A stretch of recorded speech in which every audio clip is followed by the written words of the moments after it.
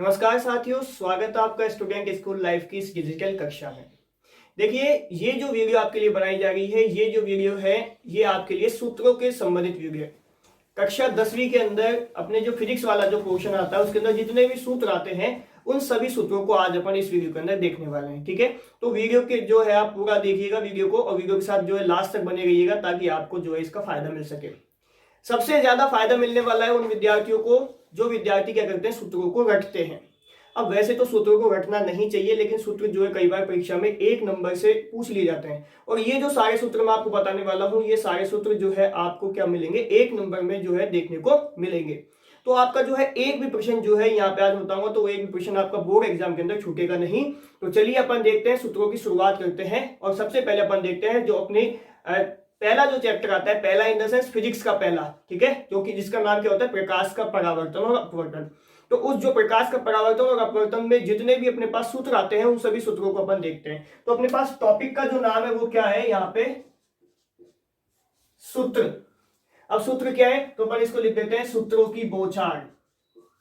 सूत्रों की बौछार। अब सूत्रों की बौछार मतलब यहाँ पे अपन देखेंगे कि अपने पास कितने सारे सूत्र आए, वो सूत्रों को कैसे अप्लाई करेंगे और क्या वो पूछा गया। कई बार 1 नंबर में सीधा पूछा जाएगा तो अपन सीधे लिख देंगे। सबसे पहले अपन इधर की तरफ देखते हैं। सबसे पहले अपन लेते हैं चैप्टर नंबर 9, जो कि कक्षा 10वीं का है, जिसको अपन यहाँ पे फिजिक्स का पहला चैप्टर भी बोल देते हैं। उसके अंदर जिसका नाम क्या है, यहाँ पे प्रकाश। तो प्रकाश के चैप्टर में जो परावर्तन और अपवर्तन है, ठीक है, प्रकाश के चैप्टर में जो परावर्तन और अपवर्तन की घटनाएं हैं उन सभी से संबंधित सूत्रों को अपन यहाँ पे देखेंगे। देखिए, प्रकाश के अंदर जो सबसे पहला सूत्र अपने पास बनता है वो क्या बन जाता है, वो बन जाता है अपने पास दर्पण सूत्र। जब भी अपन प्रकाश पढ़ते हैं या प्रकाश लाइट के चैप्टर जब भी पढ़ेंगे तो अपन वहां पे 2 चीजें देखते हैं। एक तो अपन देखते हैं परावर्तन और एक देखते हैं अपवर्तन। अब परावर्तन की जो घटना होती है, परावर्तन की जो घटना होती है वो अपन किससे देखते हैं, अपन वो देखते हैं अपन दर्पण में। ठीक है, परावर्तन किसमें देखने को मिलता है, दर्पण के अंदर। अपवर्तन किसके अंदर देखने को मिलता है, लेंस के अंदर। तो सबसे पहले अपने पास जो सूत्र बनने वाला है वो किसका बनने वाला है, दर्पण का, क्योंकि परावर्तन की जो घटना है वो किससे देखेंगे, दर्पण से। तो सबसे पहले अपने पास क्या बन जाएगा, दर्पण सूत्र। क्या बन जाएगा अपने पास, दर्पण सूत्र। क्या होता है दर्पण सूत्र, बताइए। आप सभी को पता है तो आप जो है कमेंट के अंदर भी लिख सकते हैं। जितने भी सूत्र यदि आपको आते हैं आप सभी कमेंट के अंदर लिख दीजिएगा। तो दर्पण सूत्र क्या होता है, 1/f बराबर 1/v प्लस 1/u। ये अपना क्या होता है, दर्पण सूत्र होता है। अब यहाँ पे जो भी आपको ये मान दिए हुए हैं, f दिया हुआ है, u दिया हुआ है, v दिया हुआ है, ये क्या है। तो यहाँ पे अपन देखते हैं f। f क्या है, यहाँ पे f का मतलब होता है फोकस दूरी। क्या होता है यहाँ पे, फोकस दूरी। f क्या है यहाँ पे, फोकस दूरी है। v क्या है यहाँ पे, v जो होता है वो होता है प्रतिबिंब की दूरी। क्या होता है, प्रतिबिंब दूरी। ठीक है, f फोकस दूरी, v क्या है यहाँ पे, प्रतिबिंब दूरी, और u क्या है यहाँ पे, u जो होता है बिंब, बिंब मतलब वस्तु। ठीक है, u क्या है यहाँ पे, बिंब की दूरी। तो कई बार सीधा सीधा सवाल 1 नंबर में आपसे पूछ लिया जाता है कि बताइए दर्पण सूत्र लिखो। सवाल क्या आएगा, दर्पण सूत्र लिखो। आपको क्या लिखना है, 1/f बराबर 1/v प्लस 1/u। ठीक है, इसके बाद अपने पास इसी से संबंधित एक चीज और आ जाती है, वो आ जाती है दर्पण की आवर्धनता।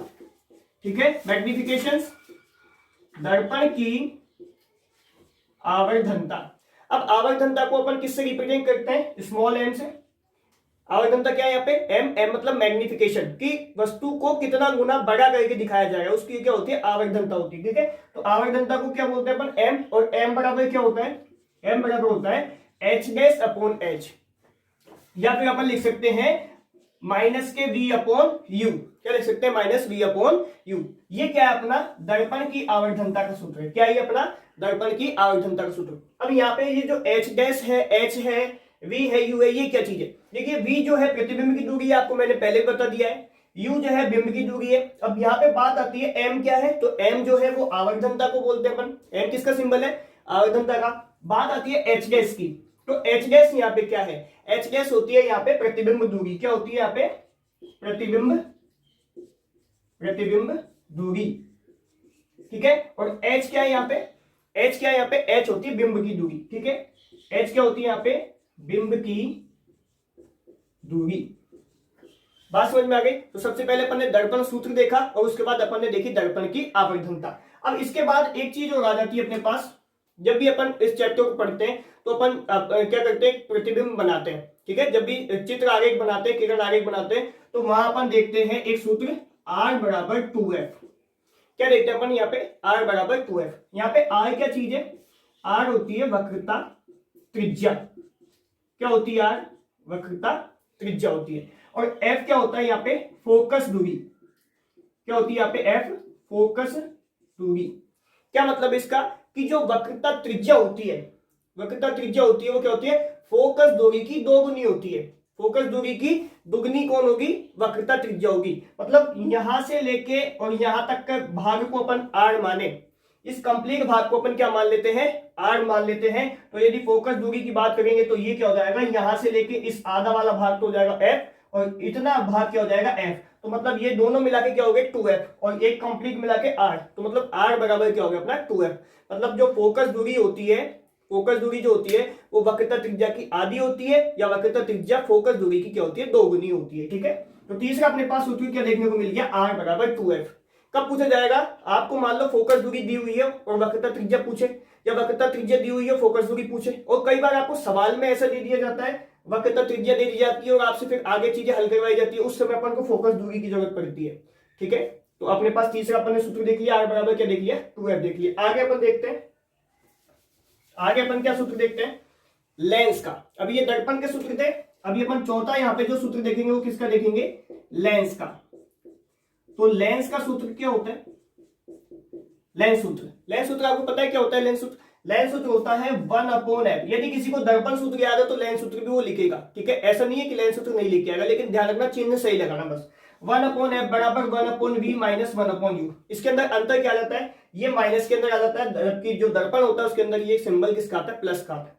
तो 1/f बराबर 1/v माइनस 1/u किसका सिंबल है, ये किसका सूत्र है, तो ये आ जाता है अपना लेंस का सूत्र। क्या आ जाता है, लेंस। अब यहाँ पे f क्या है, f फोकस दूरी है, v क्या है, प्रतिबिंब की दूरी है, और u क्या है यहाँ पे बिंब की दूरी है, ठीक है। केवल और केवल एक चिन्ह बदला है यहाँ पे, और जो भी क्या हुआ है प्लस की जगह माइनस हुआ है। तो यहां तक आपको उम्मीद करता हूं समझ में आ रहा होगा। आगे चलते हैं, देखिए वीडियो के साथ जो है पूरा बना रहिएगा, आपको जो है इस चैप्टर से संबंधित पूरी सूत्र यहाँ पे आपको मिल जाएंगे, एक ही वीडियो के अंदर आपको सारे सूत्र मिल जाएंगे। और आप देखोगे कि आपके जो सवाल है वो बोर्ड एग्जाम में छूटेगा ही नहीं, ठीक है। ऐसा कोई प्रश्न नहीं होगा जो बोर्ड एग्जाम में छूटेगा इन सूत्रों से संबंधित। तो सूत्र आपके सवाल हल करने में भी काम में आएंगे, और जो 1 नंबर वाले अति लघुत्तरात्मक प्रश्न होते हैं वहां भी आप इसको देखने को हल कर दोगे, देखने को मिलेंगे आपको, ठीक है। तो पांचवा अपने पास जो सूत्र आता है वो क्या आता है, लेंस की आवर्धनता। क्या आती है, लेंस की आवर्धनता। तो लेंस की आवर्धनता जब भी आएगी तो सूत्र क्या हो जाएगा लेंस की आवर्धनता का, m बराबर h डैश अपॉन h बराबर v अपॉन u। यहां पे अपन ने देखा है, यहां पे जो सिंबल था माइनस का, और इस आवर्धनता के अंदर माइनस का सिंबल हट गया है, ठीक है। तो लेंस सूत्र बाकी सारे जो h जैसे यहाँ पे प्रतिबिंब दूरी है, h बिंब की दूरी है, v जो है प्रतिबिंब की दूरी है, u क्या है यहाँ पे, ये प्रतिबिंब h का मतलब प्रतिबिंब दूरी, या फिर अपन यहाँ पे ऐसे लिख सकते हैं प्रतिबिंब की ऊंचाई, ठीक है, या बिंब की ऊंचाई, ठीक है। ये ऊंचाई से संबंधित है, मतलब बिंब जो है, वस्तु जो है कितनी बड़ी है, वस्तु जो है कितनी ऊंची है, ठीक है। यहाँ पे प्रतिबिंब दूरी का संबंध किससे, ऊंचाई से, कि हाइट, हाइट क्या है उसकी, ठीक है। तो ये अपने पास एक और सूत्र बन जाता है, m बराबर h डैश अपॉन h बराबर क्या हो जाता है अपने पास v अपॉन u। किसका सूत्र है, लेंस की आवर्धनता का सूत्र है। दर्पण की आवर्धनता का सूत्र क्या हो गया, m बराबर h डैश अपॉन h बराबर माइनस के v अपॉन u। ये पांचों सूत्र आपको समझ में आ गए। इसके बाद अपन आगे चलते हैं किसकी तरफ, लेंस की क्षमता की तरफ। इधर देखो, मैं एक बार इसको हटा देता हूं यहां से, ये लो। अगला सूत्र अपने पास क्या आता है, 5 सूत्र अपन इधर लिख दिए। छठा सूत्र अपन लिखते हैं लेंस की क्षमता। लेंस की क्षमता क्या होती है, लेंस की क्षमता को रिप्रेजेंट करते हैं अपन P से, किससे, P से। और P बराबर क्या होता है 1/f। क्या होता है P बराबर 1/f। P मतलब पावर, पावर मतलब क्षमता, ठीक है। कि लेंस की पावर जो होती है उसका फॉर्मूला क्या होता है अपने पास, P बराबर 1/f। P क्या है यहाँ पे, P पावर है, लेंस की क्षमता है, और F क्या है यहाँ पे, F फोकस दूरी है। क्या है यहाँ पे, F फोकस दूरी है, ठीक है। अब यहाँ से एक चीज और आ जाती है अपने पास, ये चीज अपन ने देख ली कि लेंस की क्षमता का सूत्र क्या होता है। लेकिन कई बार सवाल अपन से मात्रक पूछ लेता है कि बताइए लेंस की क्षमता का मात्रक क्या होता है, जो कि इस बार की जो हाफ ईयर एग्जाम हुई थी उसके अंदर पूछा भी गया था, ठीक है। क्या है लेंस का मात्रक, लेंस की क्षमता का मात्रक, लेंस की क्षमता का मात्रक, लेंस की क्षमता का मात्रक क्या होता है, तो वो होता है डायोप्टर। क्या होता है, डायोप्टर होता है, ठीक है, याद रहेगा आपको क्या होता है, लेंस की क्षमता का मात्रक क्या होता है, डायोप्टर होता है। कोई दिक्कत है? कोई दिक्कत नहीं है। तो ये इंपॉर्टेंट प्रश्न है, सारे प्रश्न ऐसे हैं जो कि कई बार परीक्षाओं में पूछे गए, बहुत बार परीक्षाओं के अंदर पूछे गए। सीधे प्रश्न आते हैं, उठा के रख दिए जाते हैं कि बताइए लेंस की क्षमता का मात्रक क्या होता है, लेंस सूत्र क्या होता है, दर्पण सूत्र क्या होता है, आवर्धनता क्या होती है, ठीक है, परिभाषाएं पूछ ली जाती है कई बार। अभी अपन सूत्रों की बात कर रहे हैं, तो अब यहाँ पे आगे अपन सूत्र देखते हैं।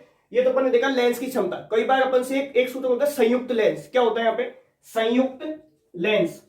देखिए इधर, तो संयुक्त लेंस की अपन बात करते हैं, तो संयुक्त लेंस, लेंस को किससे रिप्रेजेंट करते हैं अपन, पी से, पावर। तो संयुक्त लेंस क्या होता है, लेंस की क्षमता की बात करें यहाँ पे, यदि दो लेंसों को आपस में जोड़ दिया जाए तो उस लेंस की क्षमता क्या होगी, ठीक है, तो होता है संयुक्त लेंस। तो संयुक्त लेंस को अपन बोलते हैं P बराबर P1 प्लस P2। दो लेंसों को आपस में क्या किया अपन ने, जोड़ा है, जोड़ने के बाद जो उसकी पावर हो गई उसको अपन क्या बोलते हैं, P बराबर P1 प्लस P2, ठीक है। एक फॉर्मूला अपने पास ये आ जाता है। ये तो फॉर्मूले की बात हुई। एक सवाल है, बहुत बार पूछा गया, इससे मतलब इतना सरल सवाल और कई बार पूछा गया है, और इंपॉर्टेंट इतना कि हर एग्जाम में हर सवाल के अंदर ये आता ही आता है, ठीक है। कोई ना कोई सी एग्जाम के अंदर इसको उठा के डाल दिया जाता है, चाहे वो बोर्ड एग्जाम हो, चाहे आपकी कॉम्पिटिटिव एग्जाम हो, कोई सी भी एग्जाम हो उसके अंदर पूछा जाता है। क्या है सवाल, कि निर्वात में प्रकाश की चाल कितनी होती है, ठीक है। निर्वात में प्रकाश की चाल, निर्वात में प्रकाश की चाल कितनी होती है, निर्वात में प्रकाश की चाल बात करें तो कितनी होती है, तो आपको पता होगा 3 गुना 10 की घात 8 मीटर प्रति सेकंड, ठीक है। याद रखना, मीटर प्रति सेकंड कितनी होती है, 3 गुना 10 की घात 8 मीटर प्रति सेकंड। क्या होता है ये, निर्वात में प्रकाश की चाल। तो ये जो अपने अभी तक अपन ने सूत्र देखे हैं, ये सारे सूत्र आपको जो है प्रकाश वाले चैप्टर के अंदर देखने को मिल जाएंगे, और इन सूत्रों के द्वारा आप सवाल भी हल कर सकते हो। एक नंबर में यदि पूछा जाए तो आप अपने नंबर जो है पूरे ला सकते हैं, ठीक है, आपको पूरे नंबर मिलेंगे। अब आगे अपन चलते हैं। उम्मीद करता हूं ये सारे जो सूत्र है आपको याद हो गए होंगे, आपने जो है कॉपी के अंदर नोट डाउन भी कर लिए होंगे। आगे चलते हैं, अपन अगले चैप्टर की तरफ बढ़ते हैं, ठीक है।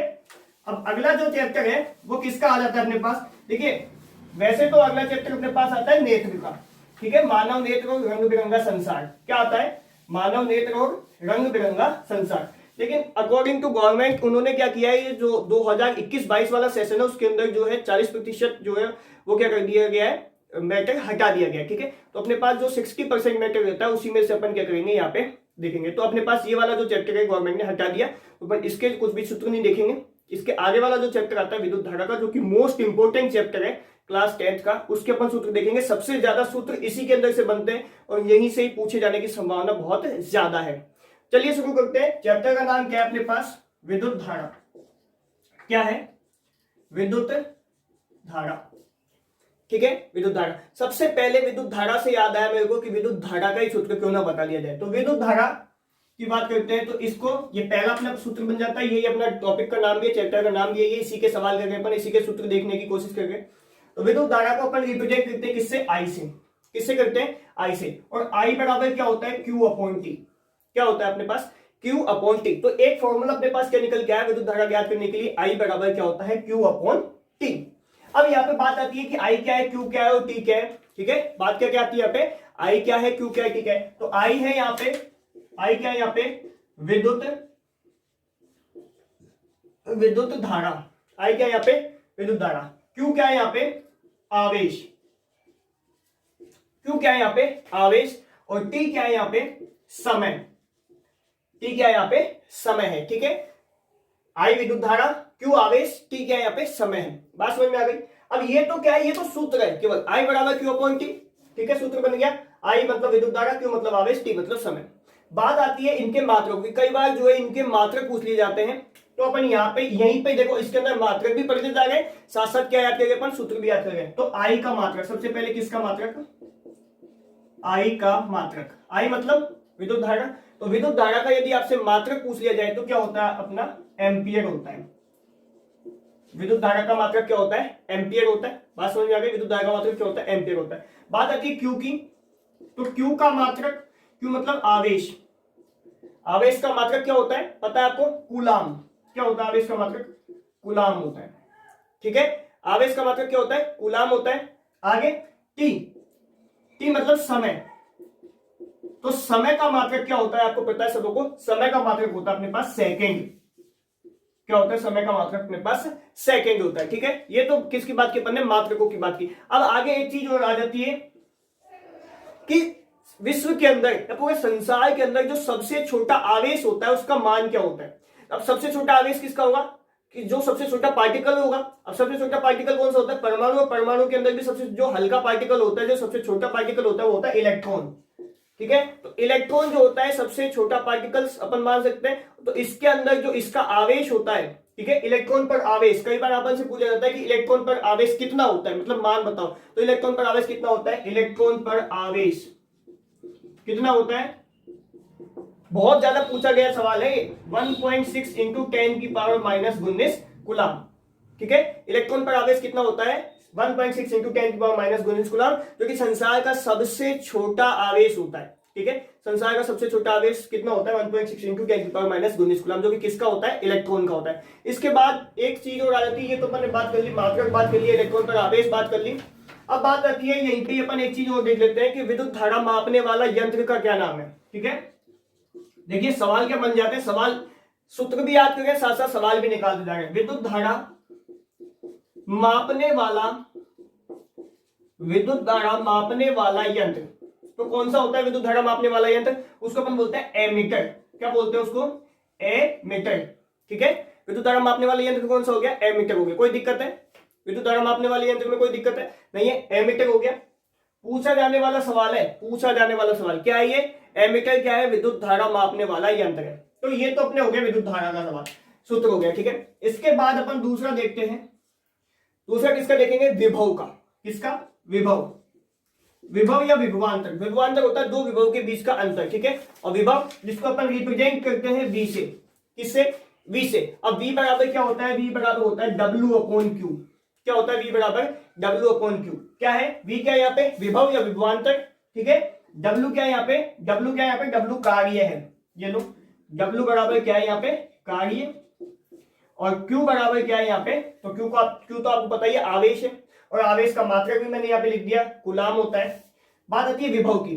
ठीक है, तो Q क्या है यहाँ पे, आवेश है, V क्या है यहाँ पे, V लिख देता हूं मैं आपको, विभव या विभवांतर। विभवांतर बोल सकते हैं अपन इसको, दो विभव, क्योंकि विभव किसका निकालते हैं, दो विभव के बीच का अंतर जो होगा उसको निकालते हैं। तो विभवांतर, V बराबर क्या है, विभवांतर, तो W क्या है यहाँ पे, कार्य है। अब बात आ जाती है कि कार्य का मात्रक क्या होता है। ठीक है, V विभव है, W कार्य है, और Q क्या है, आवेश है यहाँ पे। तो V का मात्रक और W का मात्रक, तो कार्य का मात्रक क्या होता है अपने पास, कार्य का मात्रक हम सबको पता है जूल होता है। क्या होता है, जूल। ठीक है, कार्य का मात्रक क्या होता है, जूल। और विभवांतर का मात्रक क्या होता है, बताइए, वोल्ट। क्या होता है, वोल्ट। याद रखिएगा, इसका मात्रक होता है जूल और इसका मात्रक होता है वोल्ट। बात समझ में आ गई। विभवांतर का मात्रक क्या होता है, विभवांतर का मात्रक होता है वोल्ट। बोलो, कोई दिक्कत है आपको, कोई दिक्कत नहीं होगी आपको इस चीज में अभी तक। विभव का मान आपको पता लग गया, V बराबर क्या होता है, W/Q होता है। अब बात यहीं पे आ जाती है कि विभव मापने वाला यंत्र कौन सा होता है। क्या है सवाल अपने पास, विभव,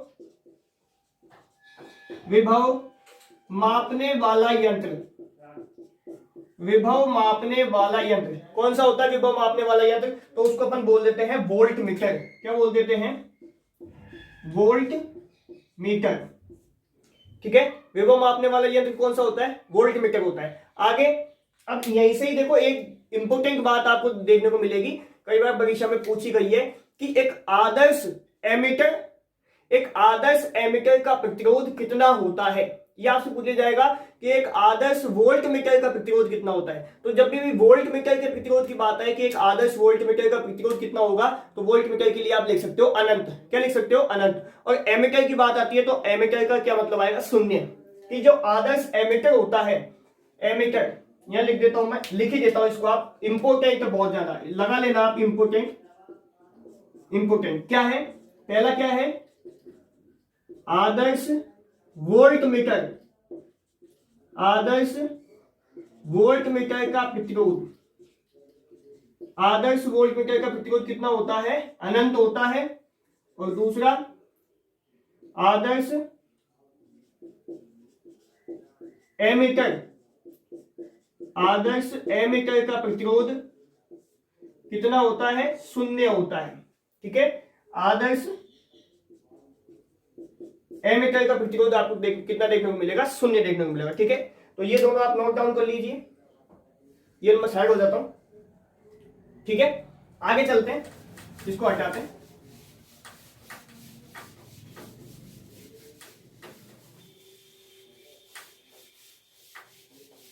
ये लो, आगे देखते हैं अपन। अब इसके अंदर एक चीज अपन को देखने को मिलती है, ओम का नियम। क्या देखने को मिलता है? ओम का नियम। ओम का नियम। तो ओम का नियम यदि हमें सूत्र के अंदर पूछ लिया जाए कि ओम का नियम का सूत्र लिखो, तो ओम का नियम क्या होता है? ओम का नियम होता है V समानुपाती I। क्या होता है? V समानुपाती I, मतलब V बराबर क्या होता है? IR। V बराबर क्या होता है? IR होता है, ठीक है। अब ये R क्या चीज है? R जो है यहाँ पे प्रतिरोध होता है, जो कि अपन ने क्या किया है यहाँ पे, R एक स्थिरांक है जो कि प्रतिरोध बोलते हैं इसको अपन। तो ये जब समानुपाती का चिन्ह हटाते हैं तो अपन एक स्थिरांक के नियतांक लगाते हैं, तो वो क्या लगाया अपन ने? R लगाया। यहाँ पर हम लिख सकते हैं V बराबर RI, ठीक है। R क्या यहाँ पे? नियतांक है। R क्या है यहाँ पे? नियतांक, नियतांक, ठीक है।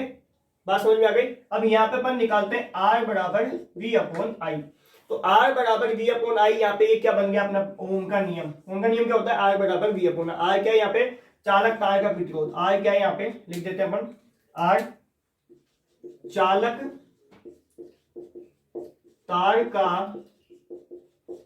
प्रतिरोध। R क्या है यहाँ पे? चालक तार का प्रतिरोध है। V क्या है यहाँ पे? V क्या है यहाँ पे? V विभवांतर। V क्या है यहाँ पे? विभवांतर, ठीक है। और I क्या है यहाँ पे? विद्युत धारा, विद्युत धारा। बात समझ में आ गई। तो ओम का नियम क्या हो गया? R बराबर V अपॉन I हो गया। अब यहीं से ही बात आती है किसकी? R की। तो R क्या है यहाँ पे? प्रतिरोध है, और प्रतिरोध का मात्रक, प्रतिरोध का मात्रक क्या होता है? प्रतिरोध का मात्रक आप सबको पता है, प्रतिरोध का मात्रक होता है ओम। क्या होता है? ओम होता है, ठीक है। इसका सिंबल कैसा होता है? ऐसा होता है। बात समझ में आ गई। तो ये अपन ने क्या पढ़ाया? ओम का नियम पढ़ लिया। अब इसके बाद अपन दूसरी चीज देखते हैं। क्या देखते हैं? प्रतिरोधकता। क्या देखते हैं अपन यहाँ पे? प्रतिरोधकता देखते हैं। प्रतिरोधकता क्या है यहाँ पे? प्रतिरोधकता की बात करें तो अपन इसको भी अपन डिनोट तो किसे करते हैं? R से करते हैं। इसका फॉर्मूला की बात करते हैं तो R का फॉर्मूला क्या होता है? R बराबर हो L अपॉन A, ठीक है। ये सिंबल किसका है? ये सिंबल है रो का, ठीक है। इसको अपन ऐसे लिखते हैं, रो। सिंबल किसका है? ये रो का है। तो R बराबर हो L अपॉन A। R क्या है यहाँ पे? R क्या है? प्रतिरोध है। L क्या है यहाँ पे? L लंबाई है। L क्या है यहाँ पे? लंबाई। और A क्या है यहाँ पे? A अनुप्रस्थ काट का क्षेत्रफल। A क्या है यहाँ पे? अनुप्रस्थ काट का क्षेत्रफल। A क्या है यहाँ पे? अनुप्रस्थ काट का क्षेत्रफल। और रो क्या है यहाँ पे? रो क्या है? एक स्थिरांक है, ठीक है। रो क्या है? एक स्थिरांक है। अब यहाँ पे रो स्थिरांक की अपन ने बात कर ली। अब आगे देखते हैं। ये तो हो गया प्रतिरोधकता का ऐसा ही मात्रक, ठीक है। ये तो हो गया प्रतिरोधकता। अब इसका मात्रक पूछ लेता है कई बार। प्रतिरोधकता का मात्रक, प्रतिरोधकता का मात्रक तो क्या होता है? ओम गुणा मीटर। ओम गुणा मीटर, ठीक है। ओम गुणा मीटर होता है। बात समझ में आ गई। ओम गुणा मीटर क्या है यहाँ पे? ओम गुणा मीटर प्रतिरोधकता का मात्रक है। बात समझ में आ गई आपको? तो उम्मीद करता हूं अभी तक के जितने भी फॉर्मूले आपको बताए गए वो सभी आपको समझ में आ रहे होंगे, ठीक है। तो इतना नोट कर लिया आपने। ओम का नियम देखा, प्रतिरोधकता देखी। अब अपन देखते हैं श्रेणी क्रम संयोजन, ठीक है। क्या देखते हैं? श्रेणी क्रम संयोजन। देखो ये हो गया अपना। अब आगे अपन देखते हैं, आगे क्या देखते हैं अपन? श्रेणी क्रम संयोजन। श्रेणी क्रम संयोजन। तो श्रेणी क्रम संयोजन का फॉर्मूला क्या होता है? R बराबर R1 plus R2 plus R3 dot dot dot और यहाँ पे RN, मतलब जितने भी आपके प्रतिरोध जुड़े हुए हैं सभी को आपको क्या करना है? एक साथ जो होता है सीरीज के अंदर या श्रेणी क्रम के अंदर आपको क्या करना है? जोड़ना है। और एक आता है अपने पास समांतर क्रम संयोजन। क्या आता है? समांतर क्रम संयोजन। तो समांतर क्रम संयोजन ज्ञात करने के लिए फॉर्मूला जो लगाया जाता है वो क्या लगता है? देखिए, देख लीजिए यहाँ पे 1/r बराबर 1/r1 plus 1/r2 plus 1/r3 equal to 1/rn। मतलब जितने भी जो प्रतिरोध जोड़े गए वो किसमें जोड़े गए? समांतर क्रम के अंदर जोड़े, ठीक है। तो श्रेणी क्रम का फॉर्मूला ये है, समांतर क्रम का फॉर्मूला ये। बात समझ में आ गई। तो कौन कौन से क्रम देखे अपने? अब एक चीज आ जाती है विद्युत धारा का तापीय प्रभाव। ये तो अपन ने श्रेणी क्रम देख लिया, समांतर क्रम देख लिया। अब आगे सारे सूत्र आपको इसी वीडियो के अंदर मिल जाएंगे। मिटा देते हैं अपन इसको, आगे बढ़ते हैं। विद्युत धारा का तापीय प्रभाव, ठीक है। किसका सूत्र निकाल रहे हैं अपन? विद्युत धारा का तापीय प्रभाव, विद्युत धारा का तापीय प्रभाव। इसको गिना करते हैं अपन H से। तो H बराबर क्या होता है? I स्क्वायर RT, ठीक है। H बराबर क्या होता है? I square RT। तो H क्या है यहाँ पे? H विद्युत धारा का तापीय प्रभाव, मतलब ऊष्मीय प्रभाव। ऊष्मा का मान ज्ञात करना हो तो अपन कौन सा सूत्र लगाते हैं? H बराबर I स्क्वायर RT। I क्या है यहाँ पे? विद्युत धारा, R क्या है? प्रतिरोध, और T क्या है यहाँ पे? समय है, ठीक है। तो विद्युत धारा ज्ञात करने का सूत्र आपको पता लग गया। H बराबर क्या है? I square RT। H बराबर क्या है? I square RT। अब ऊष्मा का मात्रक, यहीं से अपन देखने को मिल जाती है चीज, ऊष्मा का मात्रक। तो ऊष्मा का मात्रक क्या होता है? देखिए, जो कार्य का मात्रक होता है वही क्या होती है? ऊष्मा का मात्रक, क्योंकि किया गया कार्य तो किसमें बदलता है? ऊष्मा में बदलता है। तो ऊष्मा का मात्रक भी क्या हो जाता है? जूल हो जाता है, ठीक है। बात समझ में आ गई? जो संपूर्ण कार्य किया गया है वो किसमें कन्वर्ट हो गया? ऊष्मा में। तो ऊष्मा का मात्रक क्या हो गया अपना? जूल हो गया। आगे विद्युत शक्ति, क्या चीज देखने को मिलती है अपन को? विद्युत शक्ति, विद्युत शक्ति। अब विद्युत शक्ति को किससे रिप्रेजेंट करते हैं अपन? P से। किससे? P से। और P बराबर क्या होता है? W/T, ठीक है। W क्या है यहाँ पे? कार्य, और T क्या है यहाँ पे? समय, और P क्या है यहाँ पे? पावर। तो P बराबर क्या हो गया? W/T, कार्य बटे समय। अब बात आती है P का मात्रक, मतलब विद्युत शक्ति का मात्रक आपसे पूछा जा रहा है, ठीक है। विद्युत शक्ति का मात्रक क्या होता है? वाट। विद्युत शक्ति का मात्रक क्या होता है? वाट। अब वाट से ध्यान रखना, ये मात्रक जो दिया गया है आपको, ये सबसे छोटा मात्रक है, ठीक है। शक्ति का सबसे छोटा मात्रक क्या हो गया? वाट हो गया, ठीक है। सबसे छोटा, सबसे छोटा। इससे बड़े भी मात्रक होते हैं, जैसे ये तो वाट है, इसके बाद आता है किलोवाट, किलोवाट।